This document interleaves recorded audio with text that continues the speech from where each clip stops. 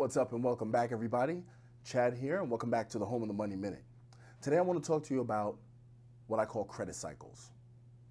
Strategic understanding of credit cycles in order to understand the best way, the best time, and the best strategy to use to pay those credit card bills that you may be carrying a balance on.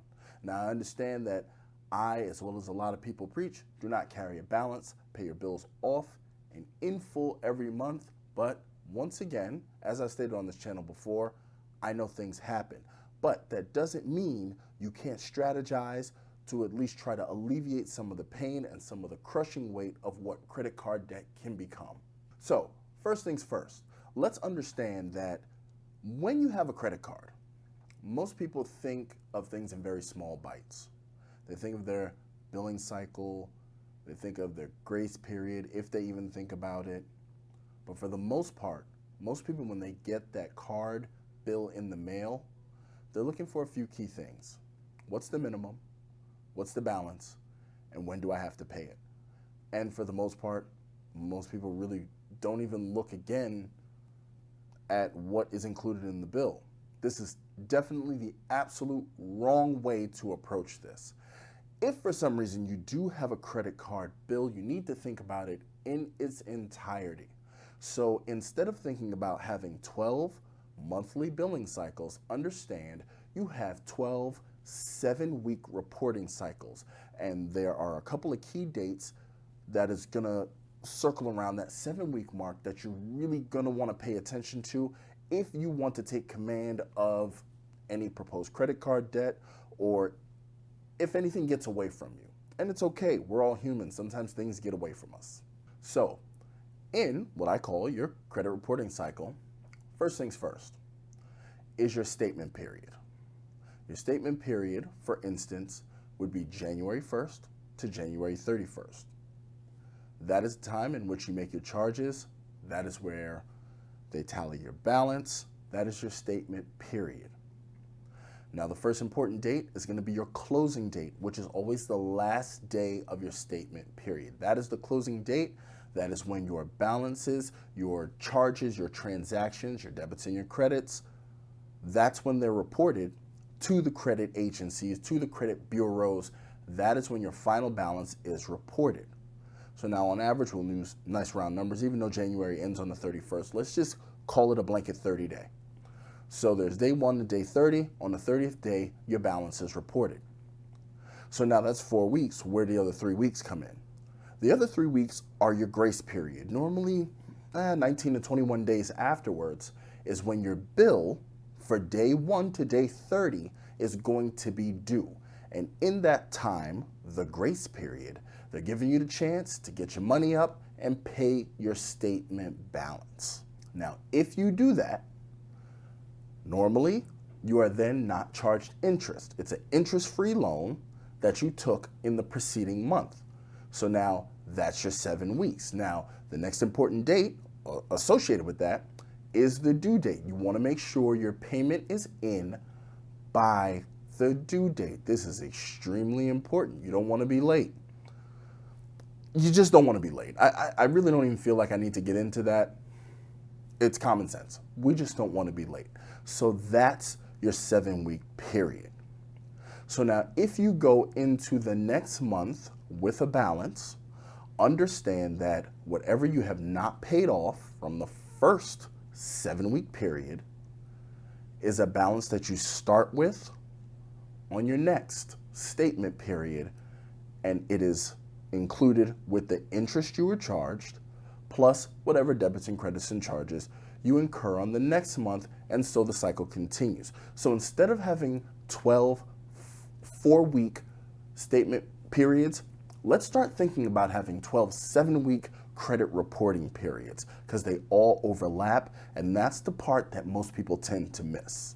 Now, before we get into the pure strategy part, understand interest, you get a lot of simple model interest that you'll see people tell you about when it pertains to credit cards. But the fact of the matter is, there are a couple of things you need to know. Your credit card interest is not compounded monthly. It is compounded daily. That means they charge you interest daily. Now, don't think that they're charging you interest on what your balance is. The interest that you are charged by credit card companies is charged on what's called your average daily balance. So now you have a way to calculate that. You can calculate your own, and I will give you a calculation that I have before we get into the strategy, and then we'll see what will happen if you have the money to pay off the balance, how you can do so strategically. Or at least take a big chunk out of the balance even if you can't pay it off in full. Now for this example, we're going to use a nice round numbers. So let's say we have a 30-day statement cycle. Let's say you get a card, you have a $10,000 balance, and you charge $1,000 on day one of that cycle. You don't charge anything else, you're going about your business. Oh man, I totally forgot. You get the bill, and by the due date, for some strange reason, you decide to only pay $999 of that balance, and you carry a $1 balance. I know it sounds like a silly example, but like I said, we're going to keep this as simple as possible. Now, what'll happen is, what your credit card company is going to do is calculate your average daily balance. So if you had $1,000 on that card for all 30 days, that one's pretty simple. Your average daily balance is $1,000, and they're going to charge you interest accordingly. So now when you carry that $1 balance into the next month, you will start that on your next statement, plus all of the interest calculated for your average daily balance of $1,000. They're not just going to charge you interest for $1. It's a very tricky deal, but it works for them, and they bank on people like you and me not understanding that's how they roll. So now understand, in the previous example, because you kept that $1,000 the entire statement cycle, by the closing date, the balance that was reported to credit bureaus was $1,000 against a $10,000 limit, giving you a 10% utilization. Okay, 10% is not bad. I mean, there was no real reason to carry it, but it is what it is. We're going to forgive that. So now here's example 2. A lot of the numbers are going to stay the same. We're going to have that same $1,000 charge on the first day, but instead of carrying that $1,000 for the entire 30 days, at the exact halfway point, we're going to make a $500 payment. Now this changes a few things. Firstly, by the end of the statement period on that last day, instead of reporting a 10% utilization, 1,000 out of 10,000, we're going to report a 5% utilization at 500 out of 10,000, which is going to look better for your credit score. So now we make that same $499 payment and carry that dollar over.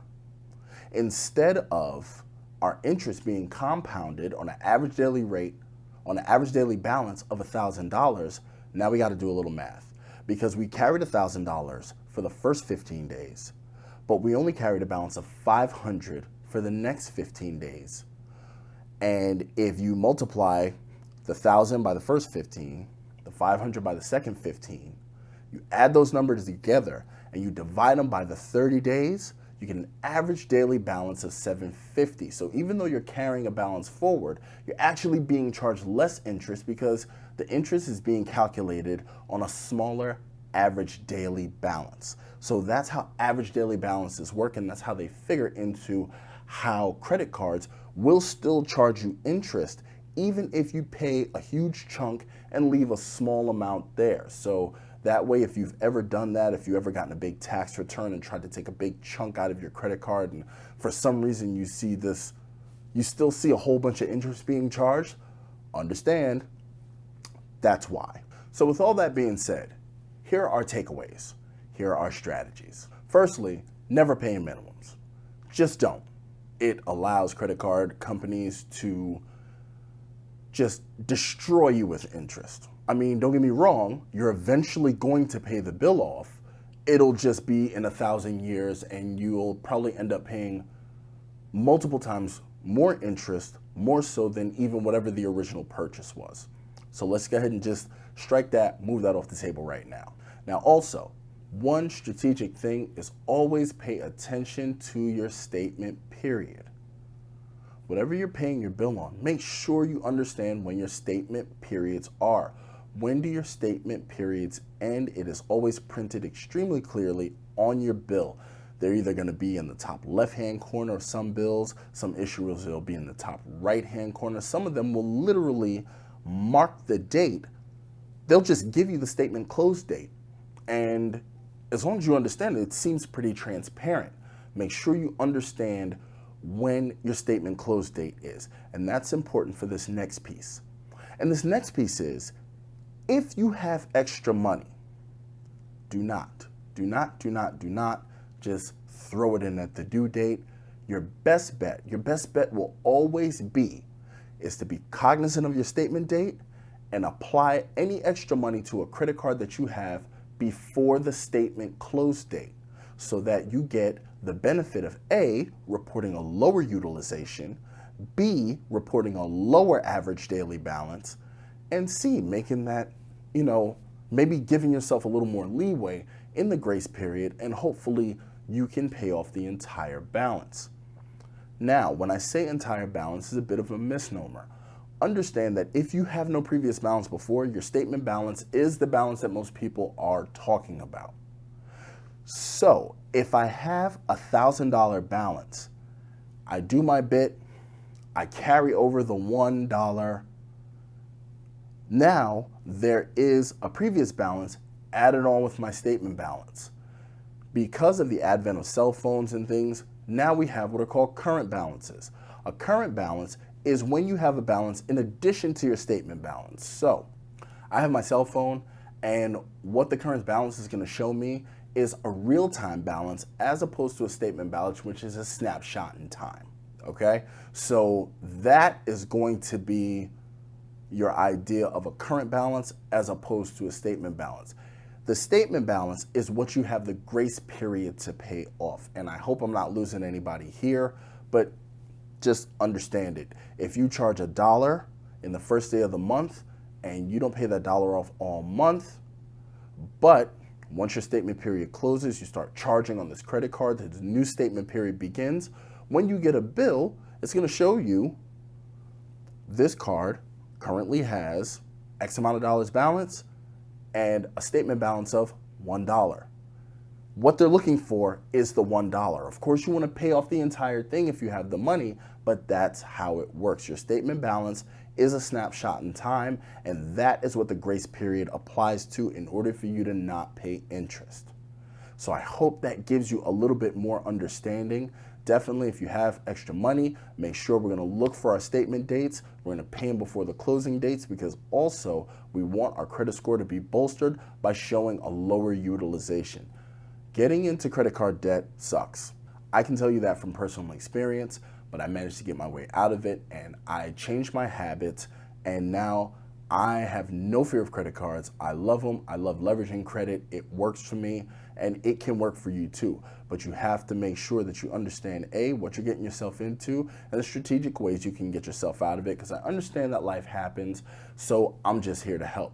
So hopefully that's giving you some value, maybe a little something to think about. You got any questions, any concerns, please drop them in the comments. Please hit us with a like, a share, and I appreciate you if you made it this far in the video, because I know it's a little bland because a lot of numbers and math and stuff like that, but it can really help you out in the end. But until next time, I'll check you later.